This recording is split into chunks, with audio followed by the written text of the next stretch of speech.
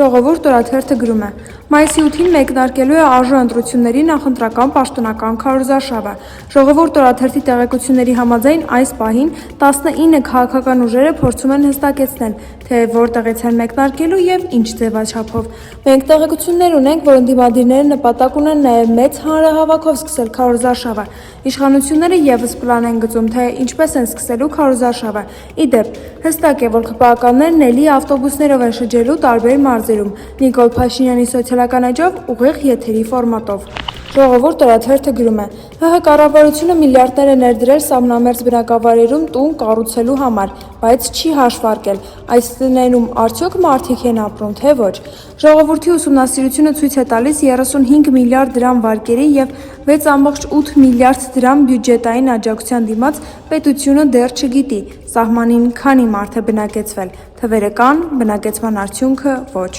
Հրապարակ թերթը գրում է. ՔՊԻ ներսում միմյանց դեմ ատելության դոզան աննախադեպ չափերի է հասել։ Ցուցակի հետին հորիզոնականներում հայտնված գործող պատգամավորները չեն կարողանում հաշտվել այն անարդարության հետ, որ տեղի ունեցավ ներկուսակցական ընտրությունների եւ ցուցակը կազմելու ժամանակ։ Կարծում եմ, որ ոմանք ծանոթ բարեկամ սկզբունքով խլեցին իրենց մանդատները, հատկապես Արայիկ Հարությունյանի հետ ասոցացվող անձինք են եղել շահողները, ՔՊԱ-ականները նեղսրտած են, ինչու պետք է հիմա վիզ դնեն, որ Արայիկի մարդիկ պատգամավոր դառնան։ Հրապարակ թերթը գրում է. Մայիսի 4-ից 5-ին, ինչպես հայտնի է, Երևանում կկայանա Եվրոպական քաղաքական համայնքի գագաթնաժողովը, որը նախատեսվում է անցկացնել Կարեն Դեմիրճյանի անվան մարզահամերգային համալիրում։ Հայաստանի իշխանությունները Եվրամիության ղեկավարության հետ միասին խնդիր են դրել միջոցառումը վերածել հակառուսականության մարաթոնի։ Արդեն հայտնի է, որ Հայաստան է ժամանելու Ուկրաինայի նախագահ Զելենսկին։ Մեր տեղեկություններով փնտրել, պեղել են բազում հակառուսական գործիչների եւ բոլորին հրավերներ ուղարկել։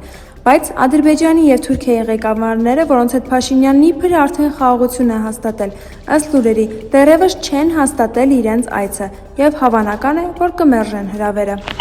Հրապարակ թերթը գրում է. Ուժային կառույցների մեր աղբյուրները հայտնում են, որ վերջին շաբաթներին նախընտրական զտում է սկսվել ՆԳ եւ պաշտպանության համակարգերում, ովքեր թեկուզ հեռավոր բարեկամություն կամ մտերմություն ունեն ընդդիմադիր շրջանակների հետ, ազատվում են աշխատանքից, այլևս նպատակահարմար չեն գտնում համատեղ աշխատանքը, բացատրությամբ։ Հետո չերեզներով տեղեկացնում են, որ ընդդիմության հետ կապի պատճառով են հեռացրել։ Ընդ որում զավեշտն այն է, որ որոշ մարդկանց ազատել են դիցուկ մի ընդդիմադիր բարեկամի պատճառով, որի հետ տվյալ աշխատողը վերջին անգամ ասենք 3-4 տարի առաջ է հանդիպել։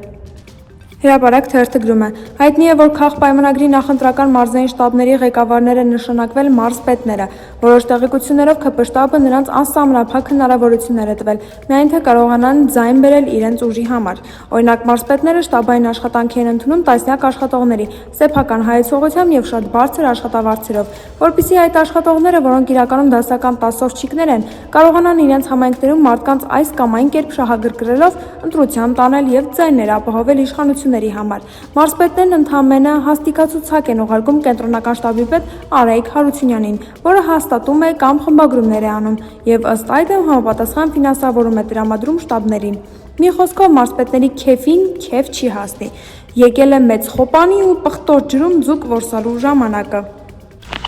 Իրավունք թերթը գրում է. Նախորդին Սամվել Կարապետյանի կուսակցության անվտանգության հարցերով թիմի ղեկավար լեգենդար հետախույզ Արթուր Ավանեսյանը կանդազը կալանավորվեց 2 ամսով։ Պաշտոնական հաղորդագրության համաձայն վերջինս ընտրակաշառքի խոստումներ է տվել արցախահայերին։ Արցախցիների շրջանում տարածված լուրերի համաձայն կամանդիրին փուռն են տվել հենց արցախահայերը, որոնց հետ վերջինս Կարապետյանին միանալուց հետո սկսել է դիստանցիայով շփվել, իսկ որոշների հետ մի այլ կարգի շոկոլադնի հարաբերությունների մեջ է, ինչը դուր չի եկել արցախահայ շատ հայրենակիցների։